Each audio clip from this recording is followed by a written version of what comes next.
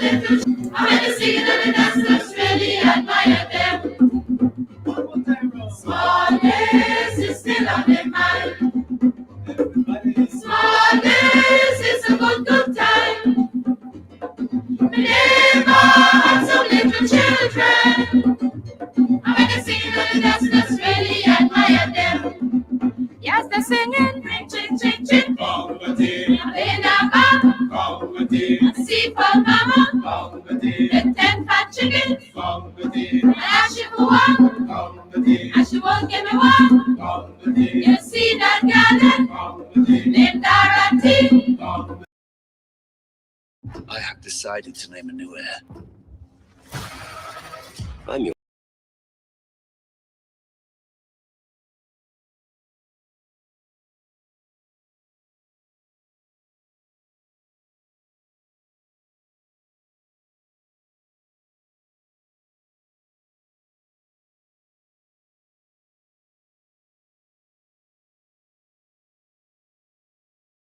Oh, smallness is still on my mind. Smallness is a good time. Never had some little children. I'm gonna sing it and the dancers really admire them.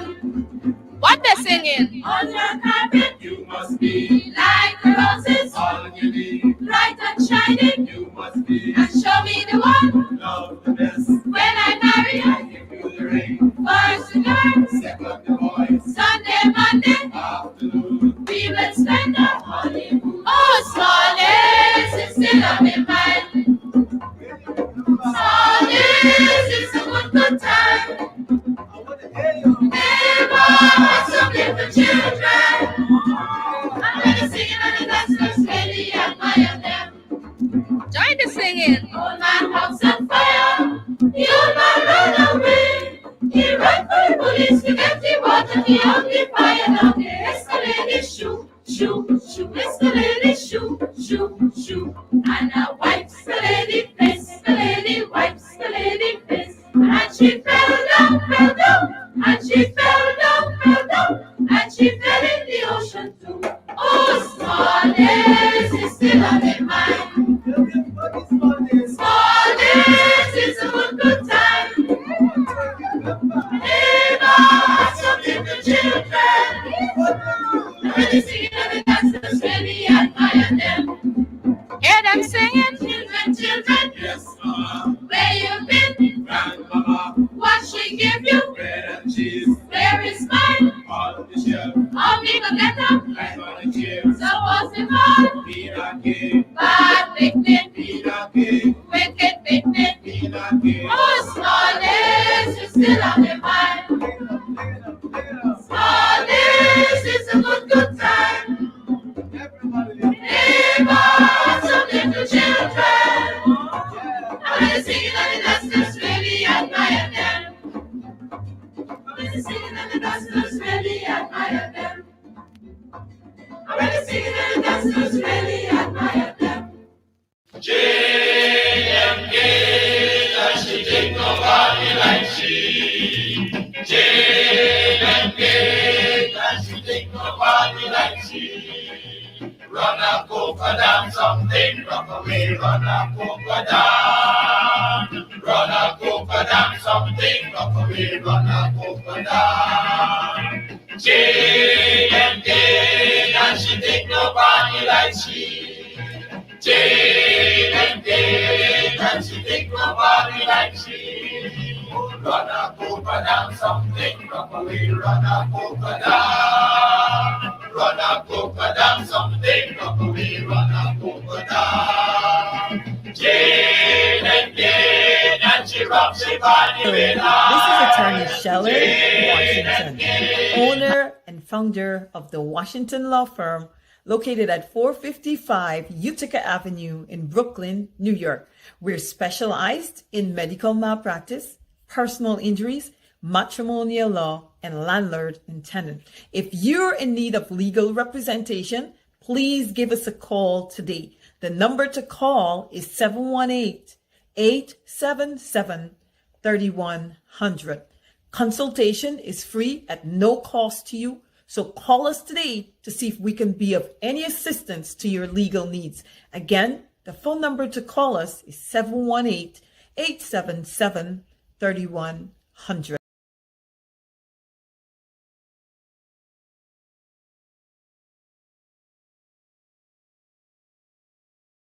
If you are looking to have your statutory declaration, affidavit of income, identity, damage or lost passport, lost license, tenancy agreement, agreement of settlement, power of attorney, last will and testament, and certification of documents, then you need to visit the Alistair Collins firm, located at the Killian Mall, 162 Lamaha Street, in Georgetown, between Camp and Waterloo Street. Alistair Collins is a commissioner of oaths and a justice of the peace. Make certain you visit him or call for more information at 649-6410 or 685-6448 or 503-1451. And there's adequate parking available. Go down to the Alistair Collins firm and have all of your legal issues settled and brought to the fore. Alistair Collins Firm. Contact them at Alistair Collins Firm.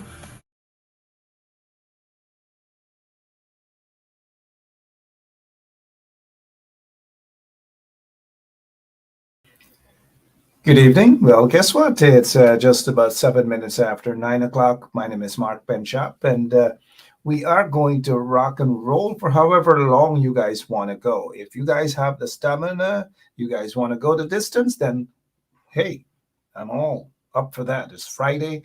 I have nothing to do other than talk to you, other than to expose what is happening in Guyana, right? But if you want me to leave after 1 hour so that maybe I can take a quick walk at Bamba Mali, I'm sorry. I'm not the one that will be going Bamba Mali this evening, but hey, did you guys recognize that twang that I use to pronounce Bam Bam Ali? It is actually Bam Bam Ali.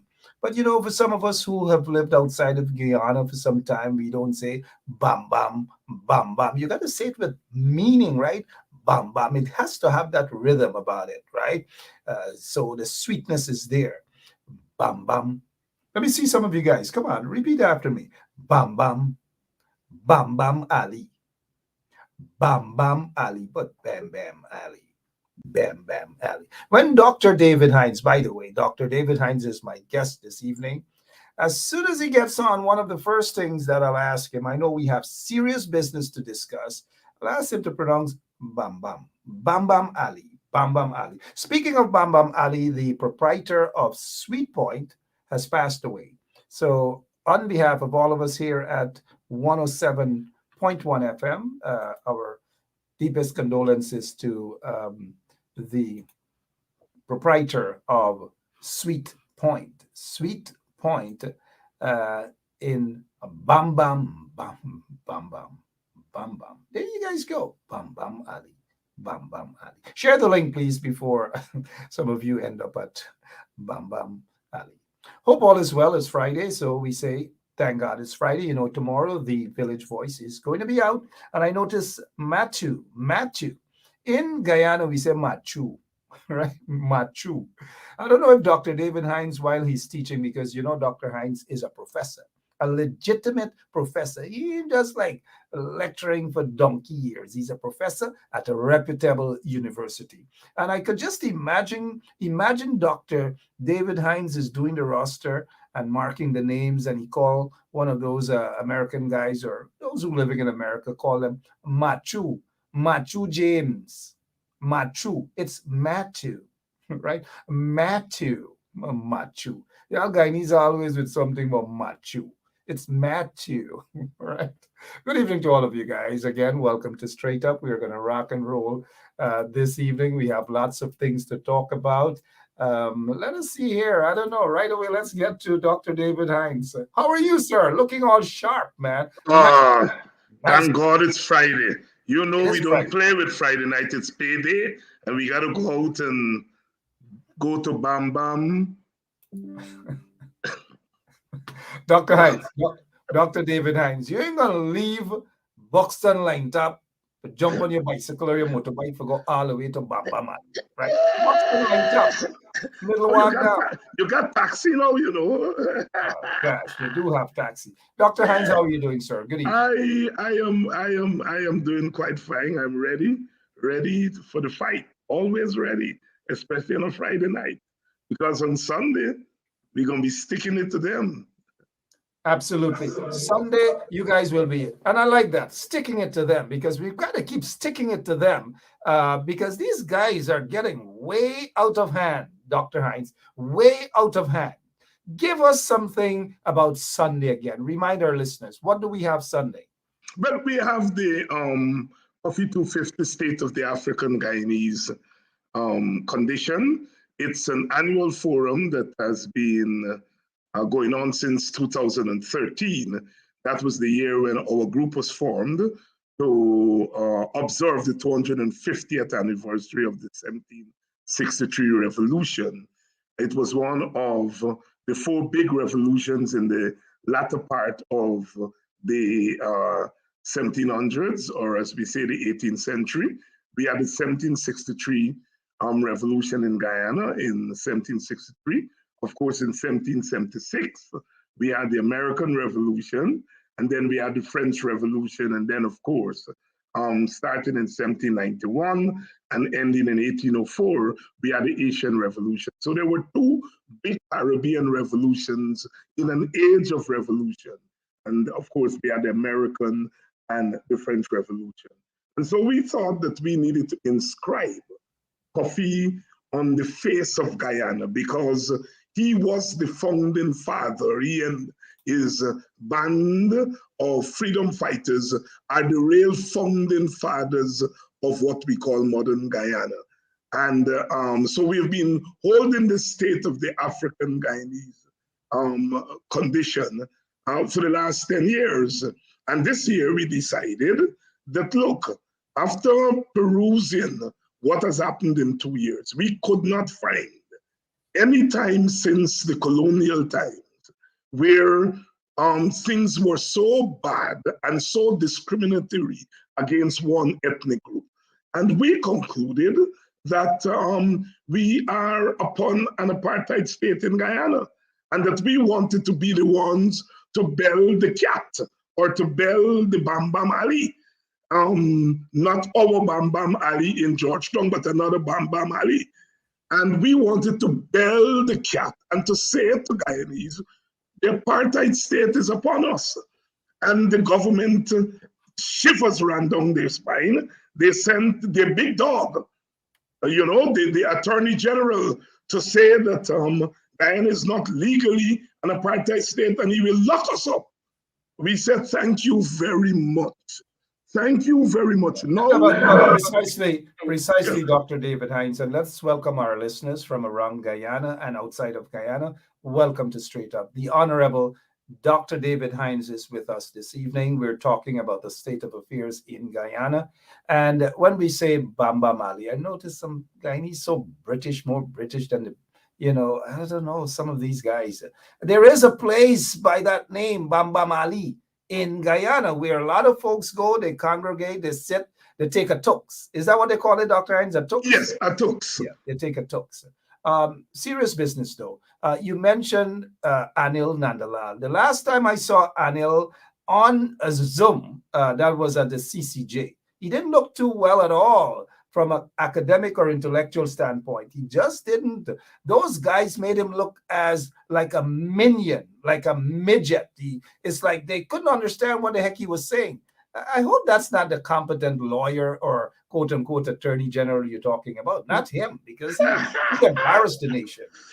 Yeah. Oh yes, and our people are so good. Yes, Miss Bollers. She's asking if I taught Bam Bam Ali. Yeah. All that history I was given just now. No, he wouldn't make it into my class with this, but he will make it into my class. Dr. Hines, I'm a little late with that one. I got caught. We got some smart listeners, I now catch up what they're talking about Ali. But let them don't disrespect the real Bam Bam Ali. The other Bam Bam Ali went to I flat anyways. So Anil Nandalal is actually saying that if one uses the term apartheid, that there's this apartheid system in Guyana, they'll be locked up. Are you serious, sir? Oh yes, he said that it's incitement, and he cited freedom of speech versus the Incitement Act in Guyana, and says that the Incitement Act will take precedence over freedom of speech. But that got me going. That got me going. Because first of all, you don't have to put in your laws that you're an apartheid state. You have to practice apartheid, and that's what they do. Mark, you are a student of the law. You know that there is de jure by law, and then there's de facto by in fact or by practice. And what we have in Guyana is worse than if it were in the law, because it is hiding behind the law to practice. Exactly. Now, and so it's worse. Dr. Hines, well said. These guys seem to be nuts. Guyana currently, how it's appearing, it resembles an apartheid state. And there's nothing wrong with somebody giving their opinion about how they feel as to how the country is being governed right now. And as of tonight or maybe tomorrow, I want a lot of people put out on your Facebook page, either on your profile or whatever, apartheid state, Guyana, apartheid. We cannot allow these political vagabonds in office to scare us. For example, the leader of the opposition, Aubrey Norton, said something to the effect that there will be serious repercussion if GCOM is allowed to or not remove those fictitious names from the list. Right away, almost right away, we had that Smokey Gonzalez, Gail Teixeira saying is asking the police to review what Aubrey Norton has said. Every single thing they're calling in the police, wanting to review. What's wrong with these people, Dr. Hines? Let me get into the subliminal message, what you call the subtext of what's happening in Guyana. Firstly, they believe that they have done enough propaganda among African Guyanese and Indian Guyanese also to convince them that they are a legitimate government acting in their interest. And so therefore, they did not make provision, they do not make provision for those of us who will come and say, no, there is another narrative. You see? So they don't want that other narrative because they convince themselves that the only narrative is that they're legitimate, they mean well, they're the best thing since life dead. The rest of us are a waste of time, nobody bothers with us. And then all of a sudden, we say something and they realize that more than half of the population understands what we are saying, and then they begin to get jumpy. So that's the first subtext. The second subtext is that they genuinely believe that it is manifest that they rule Guyana, and they cannot think that anybody would challenge that. So they think, look, we are controlling the police. All we have to do is to say, police, go after Mark Benchop, go after David Hines, and then we'll run and go. And that is the apartheid that we are talking about. The fact that you think that people of another ethnic group are so stupid that all you have to do is to tell them, go after the opposition leader for saying what every politician in the world says. It says in their head, they got black people wrapped around their fingers, and they got black people in the plantation. So black people will not challenge them, and if they challenge them, their own black people will beat them.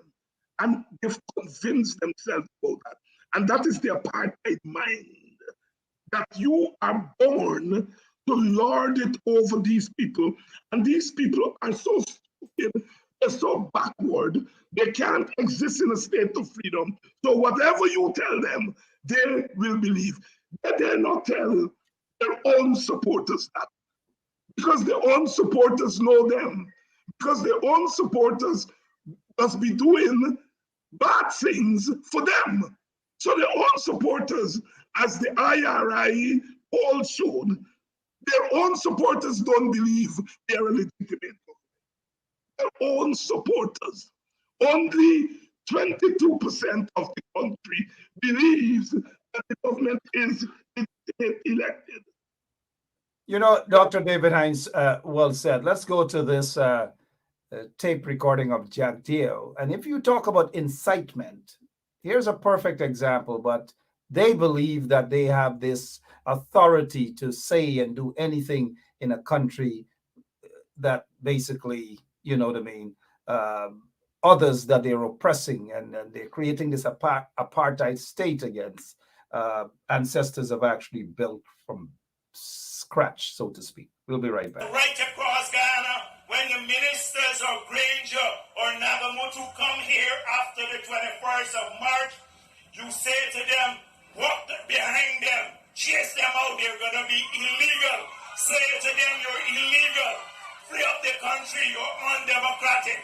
They're going to face a different situation right across the country.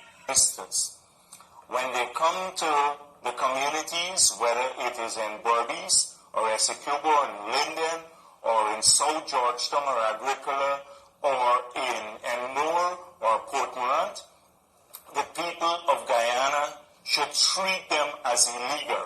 I said they should walk behind them, chase them out of your communities, because it means they've been squatting in power.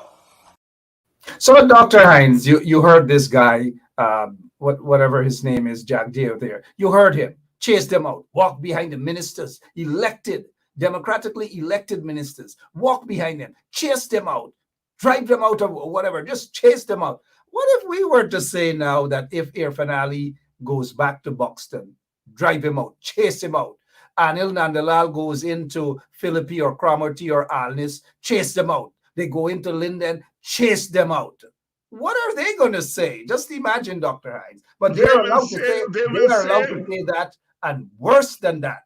Yes, they will say that we are full human beings. So we can tell you all, chase out those who are not full human beings. And those who are not full human beings cannot tell you all to chase us out. You see, it's a subliminal message we have to. This is how race operates, right?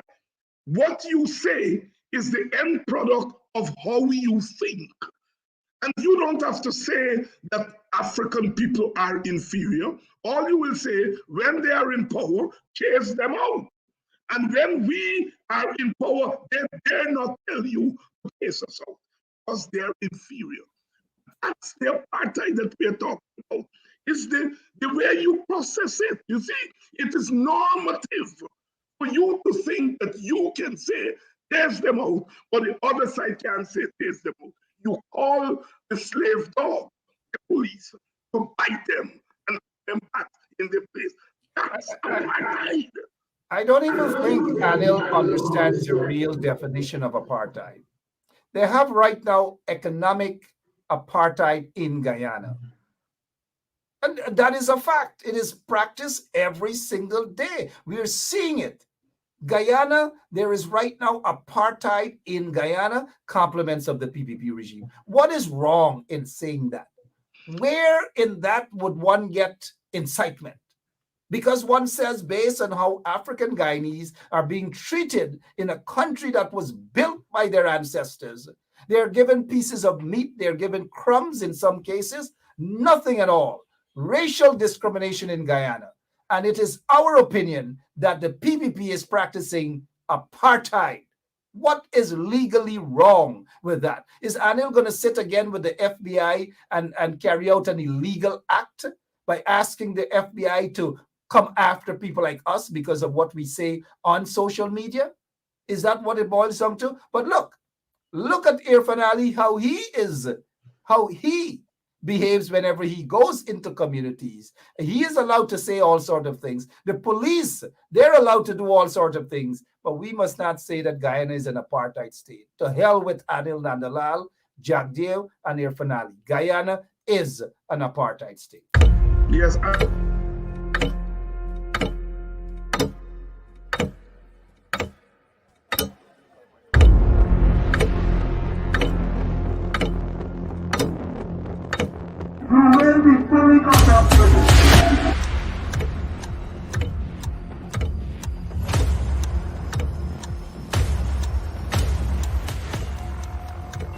to what he is armed himself shots. Shots, watch it, tear gas. Live rounds. Also, I can see that.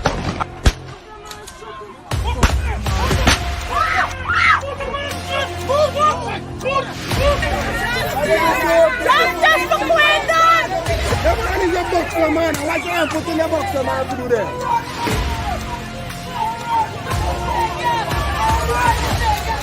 But since my question there is no, you come on the East Coast. You listen to me. Right? No, you come on the East Coast. You listen to me. You gotta listen to me too, man. I am listening to you. Now, I see you on the East Coast. The day when they get a protest of them, the next day, that's when you see one bigger heads come up to talk to my family. Right? And that's bad. If you didn't do a protest, you want to see nobody for justice. You see? I'm not holding back nothing. I'm not holding back nothing. I just need justice for my family.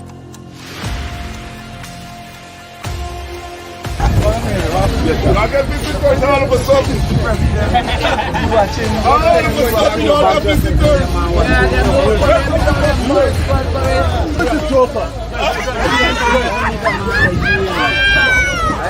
Who is that Joker?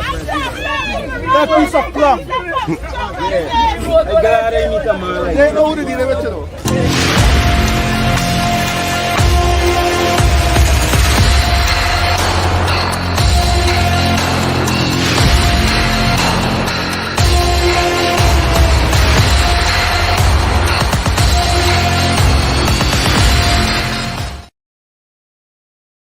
So they actually believe that they can say and do anything to persons of African descent, and people must sit down and stay quiet, must not say anything, and we must be afraid because Anil say he's going to lock those of us up who use terms such as apartheid and racism and racial discrimination and all manner of things against that corrupt, racist PPP regime.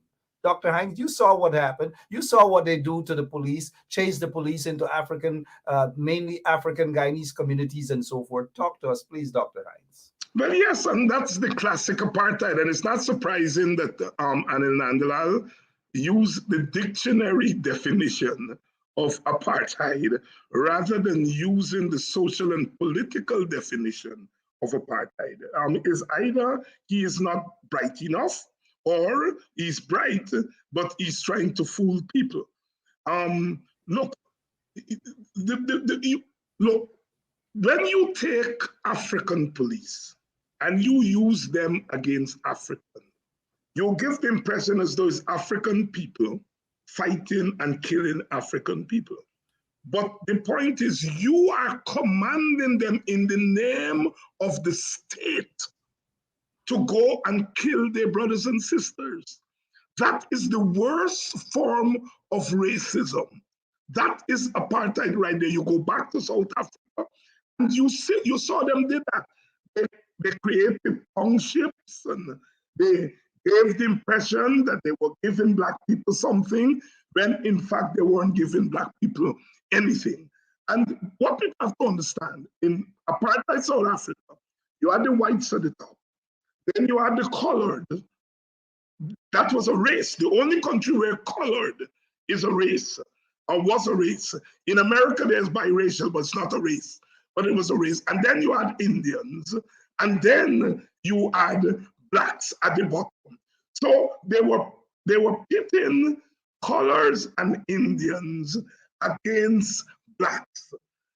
Some coloreds, some Indians took the side of the Black, but some of them were celebrating their status above Africans. You look at Guyana, and they are attempting to do the same thing. They are taking the Indian poor, giving them some pittance, but saying to them, look, you may be getting a pittance, but at least you're getting more than those people at the bottom.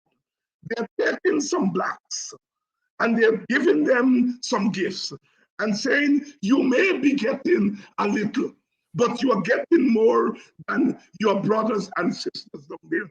Classic apartheid. Classic apartheid. And they're doing it systematically. And they are therefore afraid of our voices. You know why, Mark? We've been to school. and in many cases, bring to more school than them. He read the books that they read and more, and we are on to them. So we become the enemies. And that is why I said that I'll torment them until the end of their time, because they are trying so much to use their flimsy brains to enslave people. And it would be an insult to our foreparents if we, who got the opportunity to read some books and to study the world and go around the world, for us to sit idly by and allow them to do it. I am not allowing them. I'm going to torment them until the end of time. I'm not going to be bullied as well. I'm not going to allow anyone to intimidate me. I'm not going to allow anyone to make a simple phone call and sweet talk me with BS. The struggle is what it is. We got to stand firm. We got to be committed, because this PPP regime is illegitimate. It is there on the false pretense, and I have not identified them and will not identify them until we get this elections petitions over with. For now, they are illegal. They're practicing apartheid in Guyana. That's what it is. That's what it is. If And Mark, let me say one other thing about Anil. One quick, go ahead. Yeah. Go ahead, sir. Go ahead. Anil cites the Constitution, the very Constitution that says Burnham Constitution. The very Burnham Constitution that they said create dictatorship, they are now citing it to say that Black people should not speak.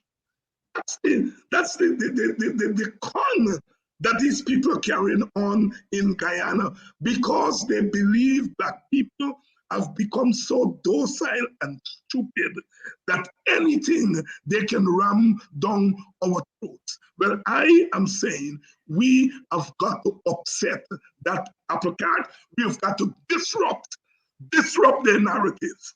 Disrupt their narratives. And we are doing that every day. We are doing that, and they don't like it. That is why they're making us a target. But if they want to plaster us on their front pages, on T-shirts as enemy of the state, I'm a proud one. I'm proud of it, because the PPP is practicing apartheid in Guyana. You made reference to how they're operating in terms of the colored people and so forth and so on, how it happened in South Africa, and it's happening right now in Guyana. And we've got to stop it. The PPP is practicing apartheid. This reminds me of how the Tea Party started back in Massachusetts and so forth. And this term, white privilege. I know you probably taught that to your students. White privilege came as a result of poor white people who were siding with the Africans back there to go against the rich farmers, the rich white farmers. And the rich white farmers got together in Massachusetts centuries ago, or two or so, and they said to those poor white farmers who were basically, picking cottons and so forth, they said to them, hey, don't join up with the African folks, the Black folks. Don't join up with them. You're white. We are white. You are slightly better than them. Hence the term white privilege. That sort of racism is being practiced in Guyana right now under the most corrupt, racist regime, and that is the PPP. Tell Anil to put that in his pipe, smoke it, or he can put it in a pill and pop it. Dr. Hines, let's move on to some other things. Current stuff. The Guyana police force seem to be going after the whistleblower and not what the whistleblower is saying. They are after the whistleblower to persecute him and not investigate what the whistleblower or what he is saying, that is Detective Sergeant Bascom, in terms of corruption, allegations of corruption, bribery, a 30 million bribery, allegedly, mind you, given to him, Mr. Caesar, by one who goes around the country as a businessman, Azurudin Mohammed. All of these things have to be investigated. They haven't been investigated, but they're targeting the whistleblower. Your take on that whole episode, sir? We've gotten to the point in Guyana, Mark Benchop, thanks to the advocacy of people like yourself and Kidaki and Rickford Burke, Brother Sherrod and others, and the people behind us. We, in 2 years, we have pulled the mask off the police force and exposed the police force for what it is. Bascom would not have taken the stand that he took 2 years ago. He can do it now because we have what has happened to Orrin Boston and what has happened to Peter Headley, what has happened to Quindon Backus. We have used those instances to tear off the mask from the police force, that a Bascom could now come forward and skin up the police force, because we have made the playing field one in which the police can no longer lie to us with impunity. They can lie, but we will expose their lie the next minute. And so therefore, the police is exposed. And what this Bascom thing threatens to do is to tear apart the police force as it has been. And so therefore, they are throwing more than the kitchen sink at this man, Mr. Bascom, because this thing is threatening to unravel not only corruption in the police force, because the police force is part of a larger corrupt ring. It threatens to expose the underworld and the relationship between that criminal underworld and the police force. It also threatens to expose the relationship between the police force and the political bosses. And if that is exposed, then the relationship between the political bosses and the criminal underworld will also be exposed. This thing threatens to explode what has been the criminal underworld and the culture and the nexus between the criminal underworld and the police and the political directorate. This is more than the police. This is more, and that's why they are behaving in that way. They're not going to charge Bascom, as the DPP has advised them, in order to make Bascom the criminal and make them the gods. But we have news to them.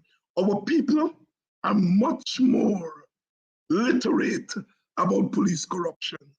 Our people are much more literate today about the corruption between the police and the underworld. Our people are much more literate today about the relationship between the police and the criminal underworld and the political bosses. So you are not going to get away from it. I don't know Mr. Bascom. I don't know what he did before, but I'm saying he has done Guyana a wonderful turn. And we therefore have to hold him up, not as a hero, but hold him up as someone who, with a key in his hand, opened the door to the source or one of the sources of our agony in Guyana. This thing is bigger than the person who was killed. It is bigger than the police, and it includes all kinds of elements in the so-called criminal underworld, some of them posing as businessmen and businesswomen, and of course, the political director. Are you surprised that even the two suspects, calls himself a businessman, Azurudin Mohammed, and his so-called security guy, Mark Richmond, have not been arrested and questioned, mind you? They are still subjects. They are not, nobody's guilty of anything. They are subjects. They are suspects. They are accused of being part of that murder of Paper Shorts. Are you surprised that the police have not arrested them thus far, but they have gone in so much haste to charge 7 charges against this guy, the whistleblower? Are you surprised that that Azurudin and his security guy, Mark Richmond, are still roaming the country freely without being arrested and questioned? No, I am not surprised, because they have 3 layers of protection. They have the protection of their private armies and private forces. They have the protection of the formal police force, and they have the protection of the government and the state. And so therefore, I am not surprised that they have not been called in to question, even called in to be questioned. In a normal country, at least call them into question. I am not surprised. But as I'm saying that what this is doing, and they don't understand, you know, Martin Carter said, tigers don't think, or toads, nor rooting swine, only man. Just listen and you will know. If you are a rooting swine, you don't think like a human being. And you don't see, as you're trying to protect yourself, you are exposing yourself to the world. You are naked, but they don't realize they're naked. They don't realize that they're naked. And I said, go on, make yourself more naked. Because you know what? The whole of Guyana is watching. The international community that have to put your government in power and understand the depth of the corruption and the nexus to the criminal underworld. They are also watching. You all have nowhere to run. You all have no way to run. Good morning. Absolutely nowhere to run. They have nowhere to run, and nobody's afraid of them. At least we're not afraid of these scums. But let me ask you something, though, Dr. Hines. The RSS offices in Guyana to assess this situation, allegations that we have heard coming from Detective Sergeant Bascom. Again, based on my information as of this evening, the RSS officer in Guyana has not interviewed the main guy in this, and that is Detective Dion Bascom. Are you comfortable with what the RSS officer would leave, and what would be his findings concerning just this couple days trip about this Paper Shorts murder and the allegations leveled I am convinced the RSS will give us a little more than they give us in the Henry case. All right? They're going to give us enough to say that something is amiss, but not enough to say that something is deeply worrying, something is deeply wrong. And so therefore, in that sense, I don't mind the RSS coming, because the RSS will lie for them, and it will open the door even more. So now we can begin to pressure for other reputable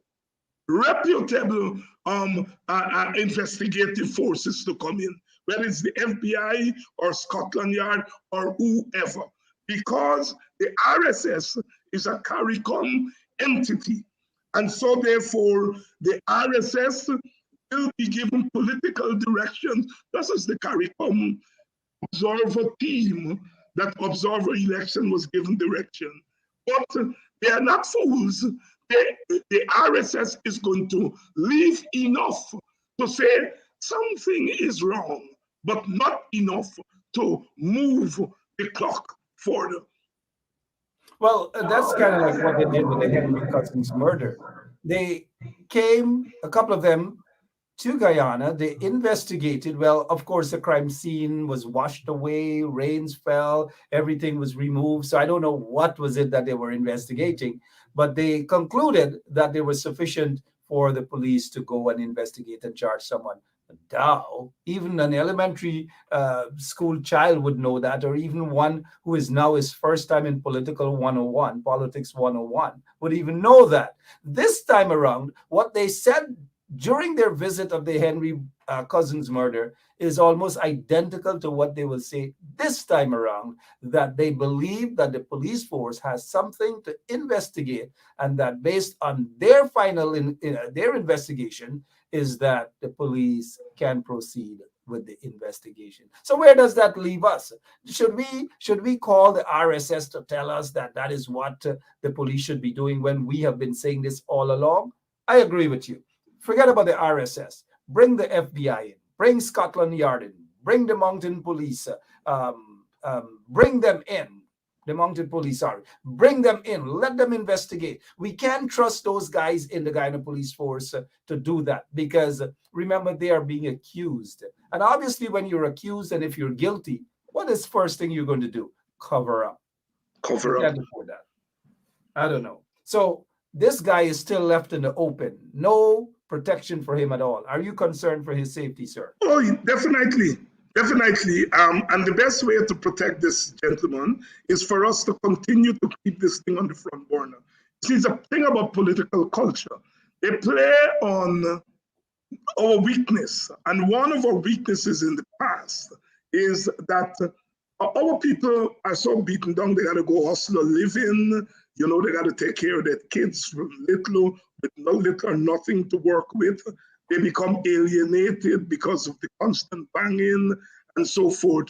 That they tend to take an interest in these issues, and then, you know, after a couple of weeks, it's gone. However, this time the long time. Thank God for these platforms. People don't have to go anywhere. They're on the subway, or they're in the minibus, or they're at work, and they can tune in all day, all night to what's happening on these platforms. And so therefore, this thing will go away doesn't happen. That's why Nandal and them, they've gone crazy about what's going to happen this weekend. They know that some Black people are going to get together this weekend and they are going to talk about the Black condition, and that tens of thousands of other Guyanese in all parts of the world will tune into it. They are deathly afraid of that. Because as you said, Mark, since the word apartheid came into the lexicon a week ago, every Black person is saying, but wait a minute, they were messing with my land and taking away our land at Wales and giving it to other people. That's apartheid. They're taking away our land at Melanie and they give it to Enterprise. That's apartheid. They're taking away the people's lands out there on the Linden Sioux. Like there you go. And look what they're saying. Client refused to sign notice. So they send a notice and people must walk off the land just like that because these racists in the PPP want to drive persons away from their lands, whether it's Melanie, whether it's Lincoln Lewis and his experience there, whether it's the folks in wherever they are. This is the target. This is what you call apartheid under the PPP regime. Dr. Hines. Yes. And what we are doing in the words of Quayana is that we are taking the people's experiences, their experience of discrimination, their experience of want, their experience of beating down. We are taking it and we are processing it. And we are saying this is apartheid. And we are giving it back to our people as political nourishment. They fear that. They fear that. That is why they go after the Black media, the new Black media, which you and others represent. They're going after Black scholars, and they're going after Black organizations. Look at what they've done to IPADG. Look at what they've done to IPADG. You know, look at what they've done to IPADG. Basically, because you are challenged and called an apartheid state, you're saying a couple $1 million that are given to Black people legitimately because of a UN-sanctioned aid. These people are thieving this money. We know who thieves are. We know who the thieves are. But again, that is the way they intend to govern. They intend to crush Black people at all costs. We are in the fight of our lives. And some of us are standing up and fighting. No. Dr. Hines, we must be afraid. Don't use the word fight. Don't do that. Anil is watching. We must be trembling. We can't use fight. We can't use words like racist. We can't use words like apartheid. We can't use words like economic genocide. Dr. Hines, don't do me the man. I'm frightened. Don't say the word fight. But you are right. We got to stand up and we've got to fight back legally, constitutionally, and so forth. Fight back these racist SOBs who are in office. Before we move on, what is your take? Because this is the information. There is a. We'll pass on that for a moment. We'll pass on that for a moment. Please, we'll pass on that for a moment. What is your take on this here? Sorry, our operator Lemon is acting up. What is your take on this here? The buses, David G. All because it got the name David G. You dump it in a corner and to hell with it. Your take on this spitefulness from this apartheid PPP regime? Silencing of history. Silencing of history. And the PPP does it in a vicious way.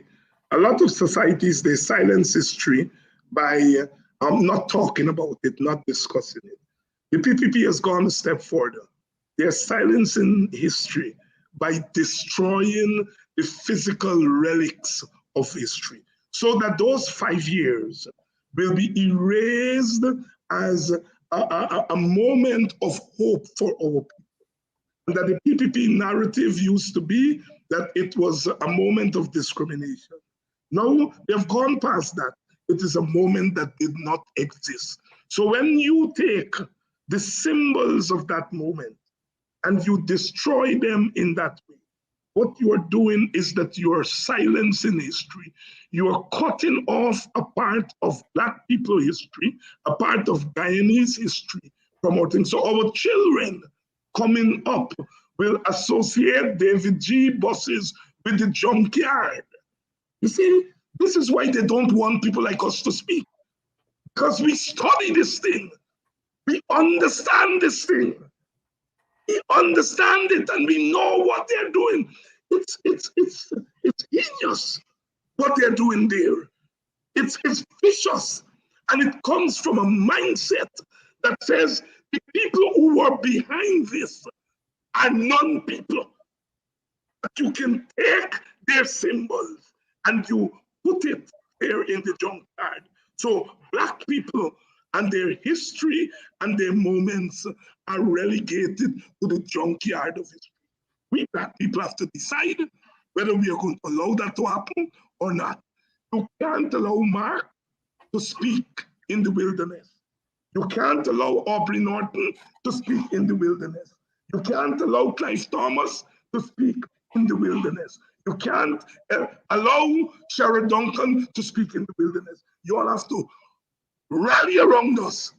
You all have to hold your hands and encircle us and protect us. Not physical protection, but the mental protection is what is important. And sometimes the physical protection too, because remember what they did to Ronald Waddle. Remember what they did to Courtney Crummy Wing. We cannot forget that at all. We can and others. We cannot forget these vagabonds in this apartheid PPP regime, Dr. Hines. We cannot forget what they did to us. So our folks have to also protect us physically as well. Yes. And you know, I may have told the story one night. I was out late and policeman came up to the stand. I was trying to get a sandwich. And he said, Dr. Hines, you're not usually out this late and you should not be out this late. And I said, well, it's Saturday night, so I take a little thing. And suffice to say, those policemen ensured that I got home safely. So I tell that story to say that we have conscience among our own police, and when we are talking about the corrupt police force, we are talking about the corrupt elements. We are talking about the corrupt leadership, and we are talking about the way in which they compromise the rank and file of the police force. And we have to help to liberate those rank and file. They're our sons, they're our daughters. They turn their guns against us on the orders of the master. And we have to give them the consciousness. The consciousness must not only be in a nice way, we sometimes have to give them some tough stuff so that they understand that you do not upset your ancestors by shooting your brothers and shooting your sisters. Do as those policemen did that night. They know that I'm a public person. They know that it's after midnight in a place called Guyana. Afterward, in the police force, and they ensured that I got home safely. That's what you need to do. And I agree with you, Dr. Hines. They are good men and women in the Guyana Police Force. We're not painting all of them with the same brush at all.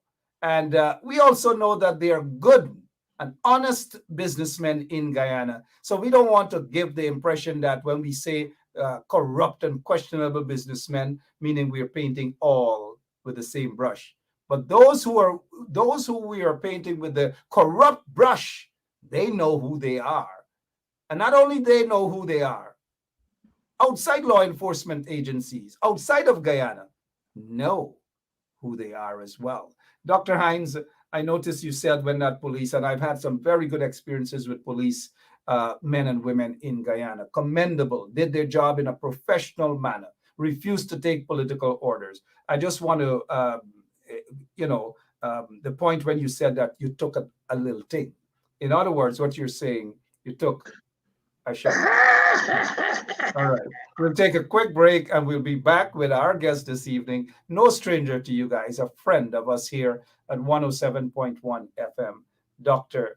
David Hines. We'll be right back with the good doctor. So, this is attorney Shellen Washington, owner and founder of the Washington Law Firm, located at 455 Utica Avenue in Brooklyn, New York. We're specialized in medical malpractice, personal injuries, matrimonial law, and landlord and tenant. If you're in need of legal representation, please give us a call today. The number to call is 718-877-3100.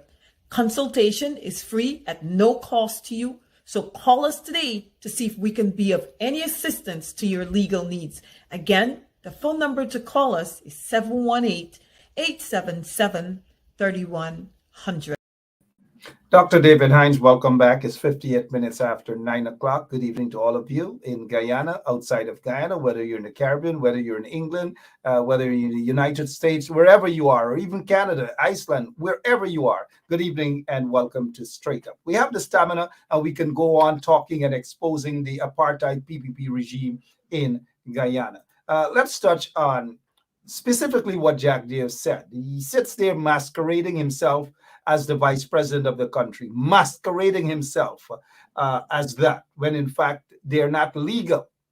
We're going to touch on the sluggishness of this election, those elections petitions. But what is your take on here, getting back to IPADG, that African organization? Of all persons, Jack Deere is going to sit at a press conference and try to condemn those folks, a bunch of individuals who are going into African communities to do their research, whatever else that they're doing, and they're being paid or they're getting a salary to do that, to drive their vehicles, to get gas, to get whatever else to go there, $40-something million per year in salary. And that bothers Barra Jack Deere. When a man like Ramson Sr. sits there since 2020 and got a salary of over $70 million for doing nothing. That's just one example. And what about the allegations of corruption and fraud that we heard Sue spoke about and Jack Deere, that involved Jack Deere with hundreds of millions of dollars? Is that what Jack Deere thinks that persons of African descent worth? Crumbs? Couple dollars? Couple millions of dollars? The racism in that, sir. And yes, you framed it so nicely there, Mark. I mean, this is a person who's accused of international corruption. This is a person who's accused of international corruption, but sits there and paints African Guyanese leaders as corrupt. He's either blind or mad, or he has contempt for African Guyanese. Or all of the above. And it is the contempt that these people have for African Guyanese. It's a contempt. I mean, God, yesterday you will get accused of corruption, and you are now looking across the aisle and saying to a set of people who got nothing, And you are saying that the little that they earned, because that government subvention, we didn't beg for it. We earned it as African people. It's a little drop in the back pay, 250 years working for nothing. And the government gives a subvention because of its signatory. It is a signatory to the United Nations Treaty. And you are calling those people thieves and corrupt people. That is the utmost contempt that you have for black people. And when you dishonor a group, the group has absolutely no choice but to hit back you and fight for their honor. And the greatest way we can get rid of this dishonor is to move out of office the source of the dishonor. We have no choice. I am not a big election man, but we've got to move these people. I'm for power sharing, meaning that I'm for a national government. But before we can go to those places, we have to remove these people who have contempt for half of the population and have absolutely no problem treating us as though we are on a plantation. I'm saying to black people that you left the plantation 184 years ago. You left with your dignity. You left with your dignity and let no man who you freed, because those people who freed themselves from slavery freed those who came after. And let no man, no group of men who you freed talk to you as though you're a slave. You have absolutely no right to tolerate it. If they're individual blacks who want to submit themselves to slavery, let them go. But the critical mass, the vast majority of us must say, no, we stop being slaves. And even during the period of slavery, we did not succumb to slavery. We were not slaves, we were enslaved. And you who are free, because we made freedom possible in Guyana, you want to put us back in things? No, no, no. As I say, Mark, I'm standing in front of the plantation. And all those Negroes who want to go in, I'm turning you back. I'm turning you back. But the vast number of us who are Africans, proud Africans, not stingy Africans, because we share our freedom, we share our knowledge, we share our pride. We help to make Guyana whatever little success it is today. And we are not going to allow anybody to turn us around in this country. I am saying all of us have a right to live in that space. All of us have tenanted, we call Guyana. All of us have paid for dues. We paid more than others because we paid with our liberty. We paid with our blood. And so therefore, we more than any other group ought to say no to apartheid, no to slavery. No to racism under the PPP regime or any other regime. Apartheid Guyana is now an apartheid state under the corrupt PPP regime, no matter what some of their friends, so-called friends in the international community say. Guyana is corrupt, racist, and apartheid under complements of the PPP regime. Now, here's a quick example. Dr. Hines, these folks have been going to court, Lowenfield, Myers, and Mingo. They have been going to court over 2 years now. And every time they turn up, the persecutor or the prosecutor, whatever, whichever one, is not ready for the case. How unjust is this against these three persons? It is unjust. And Mark, just as Mr. Bascom has the key that will open what they've been trying to hide for 3 decades, these 3 people, once those cases get going, these people will present the evidence that the PPP has been trying to cover down. They've been pretending that they don't know about 49 boxes without statutory documents. They've been pretending that the police, there you go. They've been pretending that this doesn't exist. But this evidence will be placed when those people cases are called. And so they're not going to call the cases because they don't want to expose. But what they are doing in the process is criminalizing black people. So you're criminalizing black people when you are the real criminals, the real riggers of the election. Look, and they don't talk about it. They don't talk about it. Right there, that's 2 seats. Right there, that's 2 seats. And that is only the tip of the iceberg. So they don't want those brothers and that sister to go to court. What they want to do is to criminalize them. But hear what I'm saying to all you. You are going to break the prison and free your people. Dr. David Hines, they're monitoring us. It's not that we are afraid of them. We are not afraid of them. But I would want you, because you know these people in the PPP at Freedom House and at Office of the President, they're knuckleheads, you know. Irfan Ali went to IFLAT University. He's a knucklehead. Jagdeo went to one of those universities in Russia over 100 and something years ago when, you know, you said, explain to us what you mean by break the prison. We know.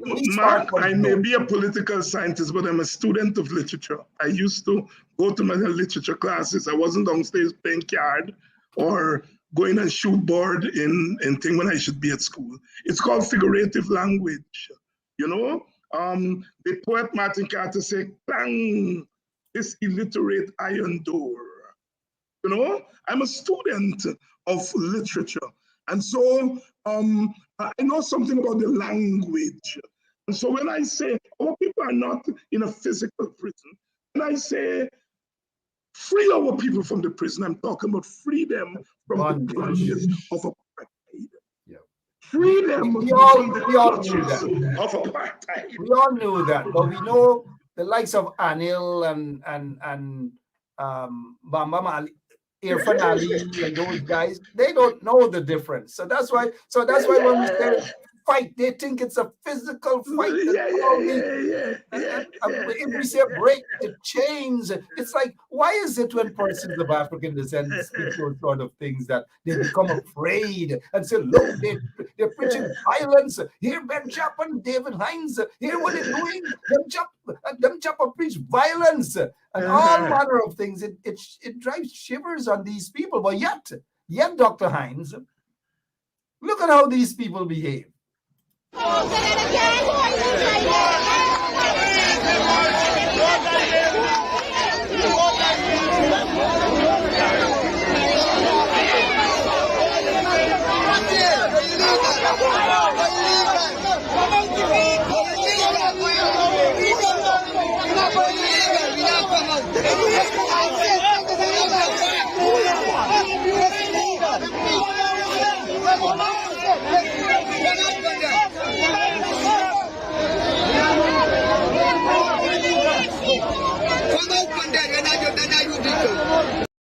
Dr. Hines, look at that behavior. That's not a bunch of civilized people. Look who's leading them. Bam, there he goes, Ali. Right there.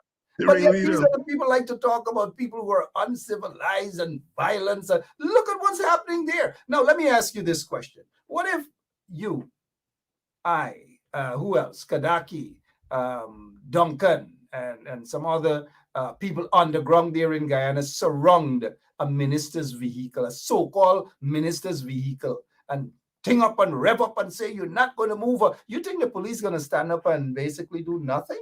And that's the point. I think that's the most important point in this segment that you've made there. These people don't have to tell the police what to do and what not. The police knows that if people of other ethnic groups are protesting, do not interfere with them because they're human beings. It's their human right to protest. But if Africans protest, you beat them up, you arrest them, you shoot them because their lives do not matter. They're not human, so they don't have human rights. And so the police doesn't make a call to Bam Bam Ali and said, Bam Bam, you want to arrest these people? No, the police already is socialized to believe that Kidaki and you and I have no right to protest. And that's how the apartheid system works. That's how oppression works. A lot of times, the ruler doesn't have to give the order. The ruler lays out the framework. And those at the bottom decide this is what the ruler would want us to do. Because whenever these people are in power, Black people's lives worth nothing. So if we shoot them down, we will go and probably lie down and break down for 2 or 3 days. And then we will get bail and the matter will go away. But if we were to do the same to an East Indian, they will chase us like they did at Bad Settlement. They will beat policemen and women like they did at Bad Settlement. They will do as they do that policeman on the West Coast, who when he stopped the man didn't stop. He followed the man to the man house, and the man and he family healthy and blind eye.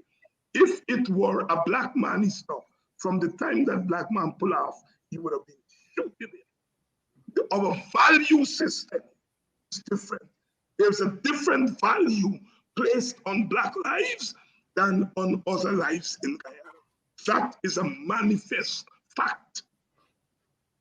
These racists, it reminds me of when they were just installed and the cash grant, the pink slip that they gave to hundreds, probably thousands of mainly persons of African descent. Those folks are still waiting for the, the flood relief cash grant or COVID cash grant or whatever it is that they con those people. These people fraud those people who are still waiting with their pink slips.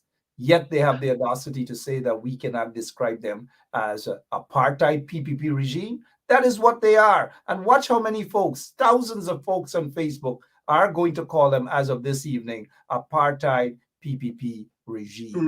Apartheid in Guyana. Dr. David And Matt, before you go off this point, go ahead. You saw what they did to the Minister of Home Affairs when he went to Monrepo. They treated him differently. They have no regards for him. None whatsoever. They treated him like how he probably should be. Because he's a Black man. Yeah. And that is what, that's the point that these people, I don't mind you joining the PPP. Wait a minute, Dr. Hines. Wait a minute. Apart from how they pelt him and they treated him like a dog. Robeson like a dog. Get out of here. They pelted him. They get out of here. Do you remember how Jack Dale holler at Edgel? Yes. A man who called himself a man of God. Allow a sinner to talk to me like that. Wow. Be quiet, telling a big man, big person like Edgel, be quiet. Shut up, be quiet, sit down. Big man like that. Ropes and bed. Look at how he was treated. Yes. Can you believe what they talk and what they say about Mark, what's his name, Mark Phillips? Could you just imagine? Sam Hines is let me not talk about Sam Hines. No, I love Sam. You know that. I have a soft spot for Sam. We share the same last name and the same middle name. And when we went to his office to protest, he came out and he hung out with us and so on. And when the person, remember somebody had an umbrella over here and we old-time friend take away the umbrella and Sam smiled. I love Sam. No, let me say this. Let me say this to you though. Samuel Hines and I get along, but I'm not going to excuse him for all of the wrongs that he did under his PPP regime. He turned a blind eye on mainly 1 second, Dr. Hines, a friend of Samuel Hines. Oh, I feel that y'all, of course, the Hines is a Hines, right? But let me say this to you, Dr. Hines.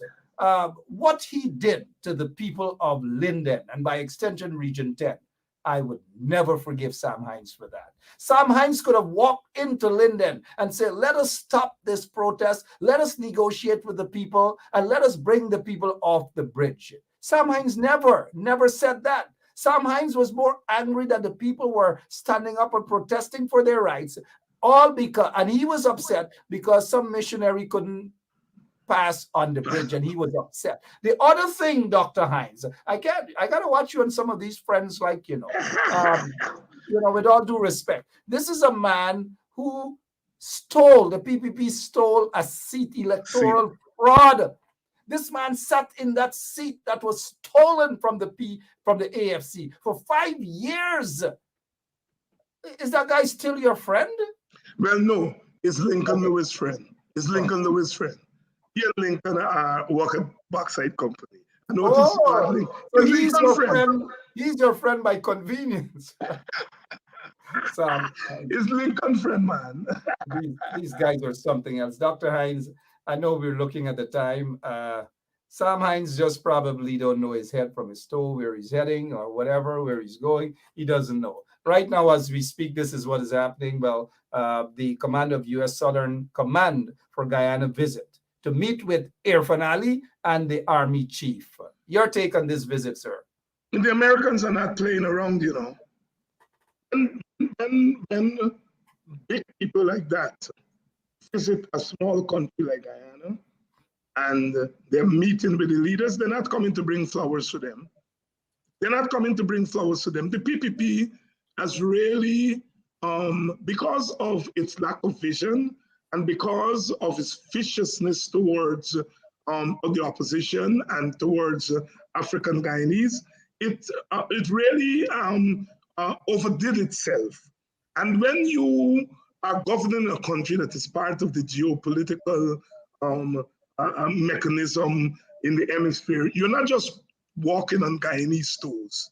You're walking on the toes of other geopolitical actors. And that's what they've done. And they do so because they govern not by vision and brains. They govern by spite and viciousness. And when you are consumed by spite and viciousness, you don't see, you don't hear, you don't smell. And so they've walked on the Americans' toes. And the Americans are going to torment them until the end of time.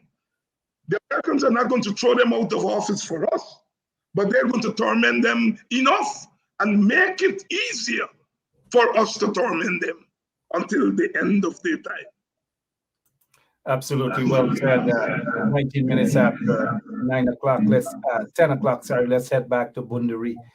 Bundari and this apartheid regime, they have a hard time governing properly, fairly, for obvious reasons. That is why we are saying that Guyana is now an apartheid country and headed by a regime that doesn't care about people. Do you remember this statement from Bundari?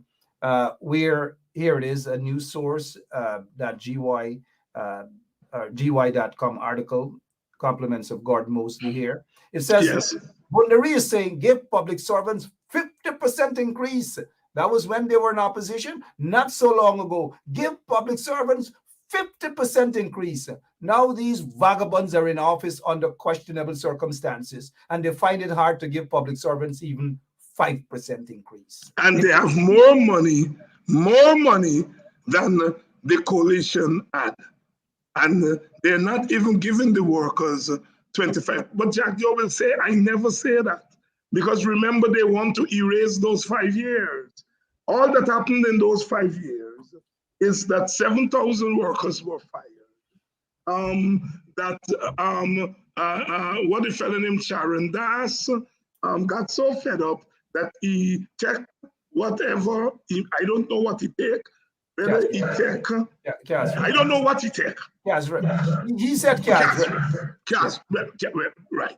Whatever he take, whether he drink from the cup or whatever, all that the 5 year was about, it was about Sharon Das, it was about 7,000 sugar workers, it was about stopping the house registration, and it was about throwing the coalition out of power. Other than that, nothing else happened in those 5 years.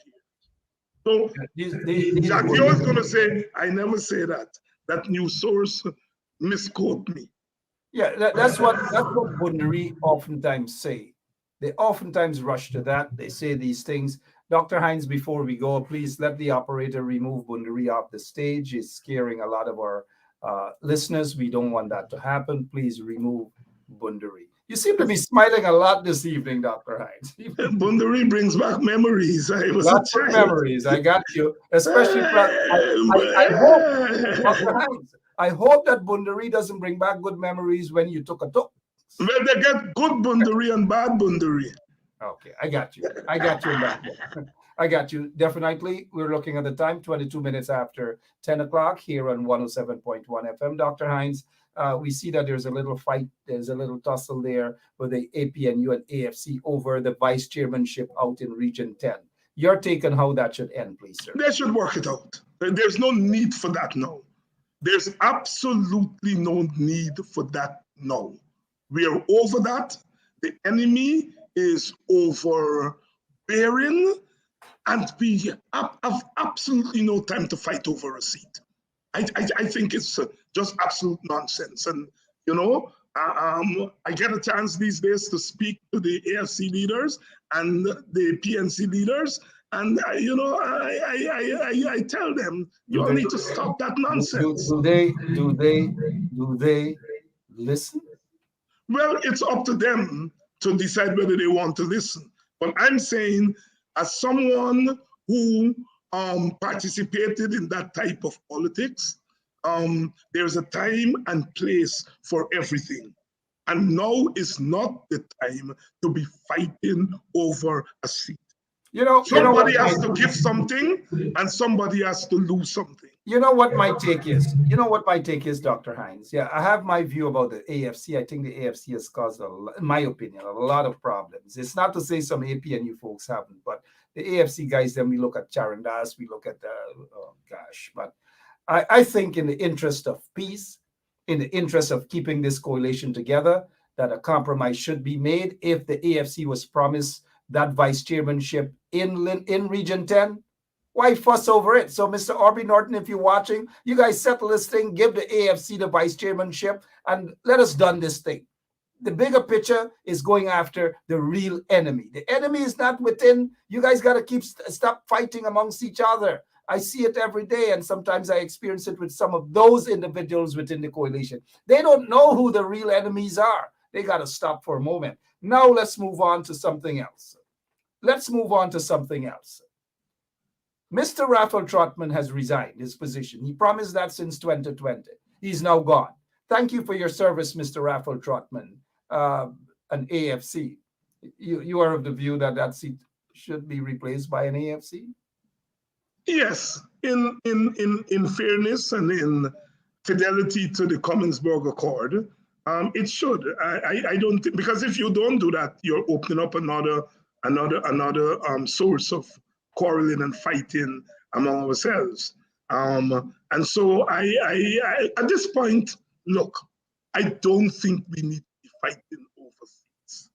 Yeah, but then again, while we don't need to be fighting, I understand that. We just can't take any Paku and put them there as MP, man. We need strong people. And if the AFC doesn't have such strong person on the list, then a compromise should be made. Maybe bring back in the WPA and give the WPA a seat. Because after all, the WPA was part of that coalition during the campaign. Or give the seat to whoever is strong enough to go into parliament to represent the people. Don't just throw a name, throw a person there. Oh, give this girl a job or give this guy a job. No, man, he deserved to be an MP. But when they go in there, they're as incompetent as some of them who are there actually right now. Mark, I wish our politics were as matured as that. that we have gotten to that point where we could look and say, look, Raphael is going. Raphael is of a certain quality, a representation, and he's a lawyer, he has experience, and we want somebody to really fit where he has left off. And if you look around the AFC and you don't see it, and you see it in the PNC, and as you even suggest, even WPA, then you put it. No, take for example, we don't have a trained economist in Parliament. We don't have somebody of the quality of a Clive Thomas, Winston Jordan, or a Kyle Greenwich. You know, we need somebody like that in Parliament, and not poo-pooing the other people there who may know economics, but we need someone who is experienced, who has experience. the qualifications. Yeah, now that you have raised it, it's more about meritocracy and what we need, rather than a party replacing and party member replacing. That is a good idea. But are they going to fall for it? They're not going to look at it that way, you know. They're going to look at, man, I've been with the party so long, I got to be an MP now. Just to be an MP, just to say that you're an MP. I don't know, but I hope. Yeah, no, but I like your suggestion. Because when you look at the Parliament, we know how we got that Parliament. Those representatives in Parliament, it was basically the act of the outgoing leader. He saw life, he saw the situation in a different way, and so on. Things have moved on in 2 years. And it is time that we look and say what we want the Parliament. And if we say we want the Parliament to be a place where you do not go there and go through the motions, but you turn that Parliament into a place of rebellion, then you look around and say, where are the rebels? And it's the rebels you put there, right? So I like your idea. And I think if you're saying you're there to oversight, the biggest job of oversight in the Parliament right now is to oversight the money. Oversight the money. And you need somebody who understands politics and political economy. 1 or 2 people who really, you notice, and I'm going to say it, the PPP don't like to deal with strong Black men and women. They don't. And there's something about it. I think it's the crookishness. It's the bullyism. They don't like to face up thing. And if that's not what they like, I'll put some strong Black men and women there. So every time they go to Parliament, they look across. They see people who are willing to say back to back, belly to belly, I don't give a damn, I done that already. Sounds as though you're describing yourself there. Go in Parliament. What's happening? If I go in Parliament, I'll be depleting the troops outside of Parliament. Dr. Hines, that's one of the mistakes that the coalition made. They left soldiers out in the wilderness and so forth. Just imagine the PPP look through the door and they see Ben Sharp and David Hines walking in to take a seat in Parliament. How uncomfortable those apartheid wretches would feel. We will be scaring people on our own side. Much more them on the other side. Dr. David Hines, it's almost 10:30 where we are. It's a different time zone where you are. It's a different time zone with other people. But your closing remarks, please, sir. Well, always thanks for bringing me on to share some time with you and your viewers. I notice a lot of the viewers here who don't visit me often, so it's good to come on here and to, in a relaxed manner, share some perspective, help to educate our people, talk through these issues, do what God has put us here to do. And I'm eternally grateful. As I always say, you're the pioneer of this thing. When you started to do this thing, the rest of we didn't give it a chance. We didn't think that it was effective. I have to say, it took me sometimes to really get into this meeting. It's good that you laid the groundwork so that the rest of us can follow. I'm always glad to come on and to chat with you. And to say to our sisters and brothers, please, on Sunday, come out with your apartheid mark on your forehead, apartheid state, and tune in to the State of African Guyanese. Buy Coffee 250. It starts at 1 o'clock. It will be on all the platforms, 107.1 platform, Hidaki's platform. It will be on Village Voice platform. It will be all over. Tune in at 1 p.m. for the State of African Guyanese confronting apartheid state.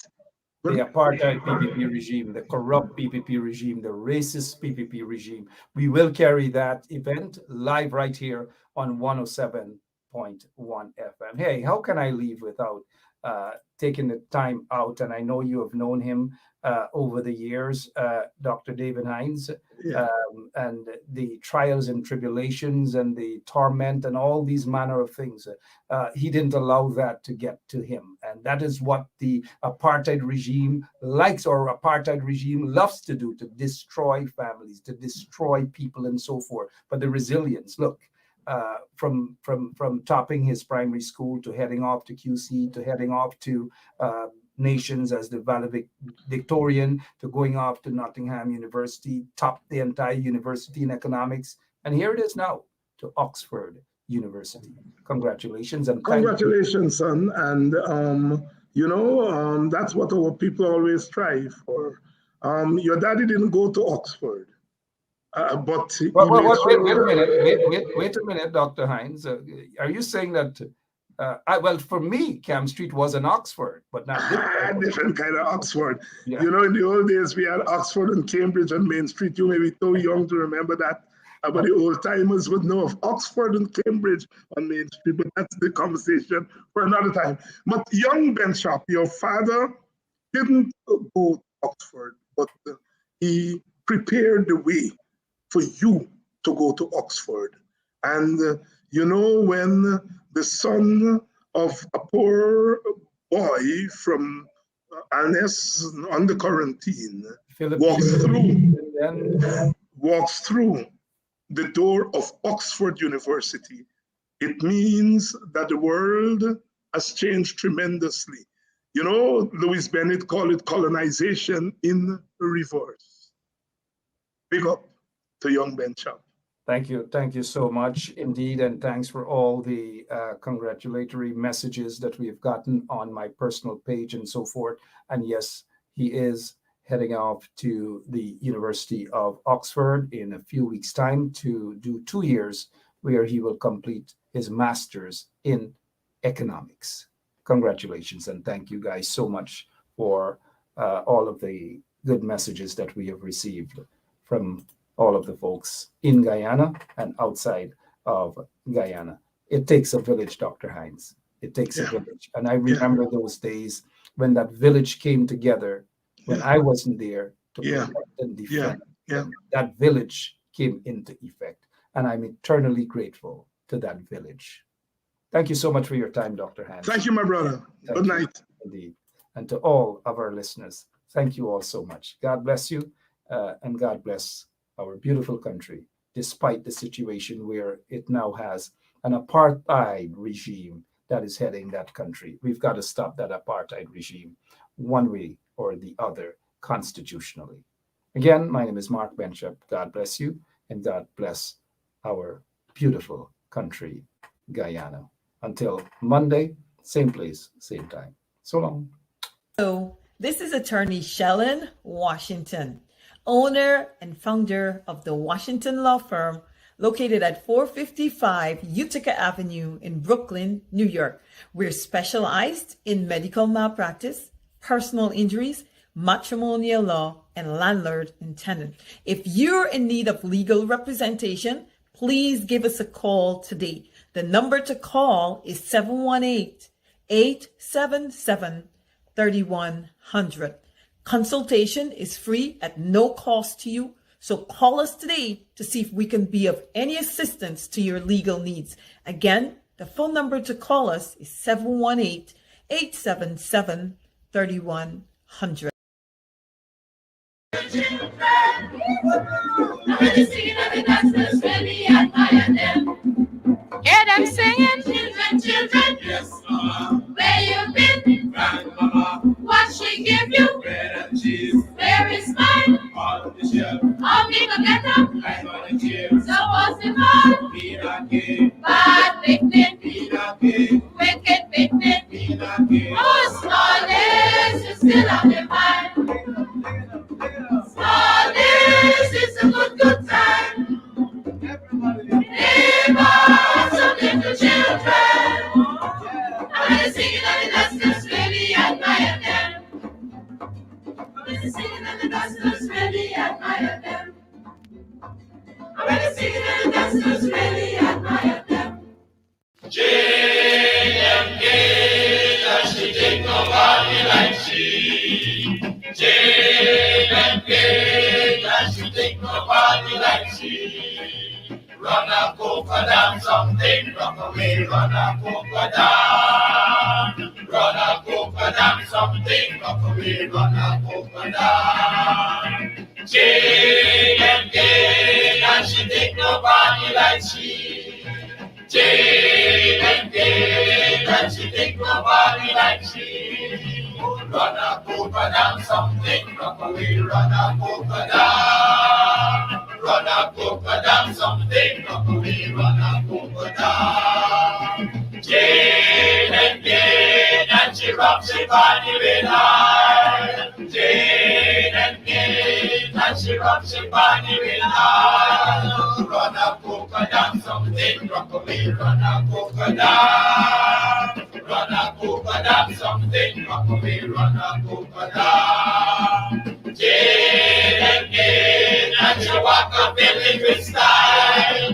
JMK, that she walk up in with style. Run a polka down something, rock away, run a polka down. Run a polka down something, rock away, run a polka down. JMK, now them village fire and wine. JMK, now them village fire and wine. Run a polka down something, rock away, run a polka down. Run a polka down something, rock away, run a polka down. JMK, and she take your body like she. JMK, and she take your body like she. Run a polka down something, rock away, run a polka down. Run a polka down something, rock away, run a polka down. JMK, and she take your body like she. JMK, and she take your body like she. Run a polka down something, rock away, run a polka down. Run a polka down something, rock away, run a polka down. Run a polka down something, rock away, run a polka down. Run a polka down something, rock away, run a polka down.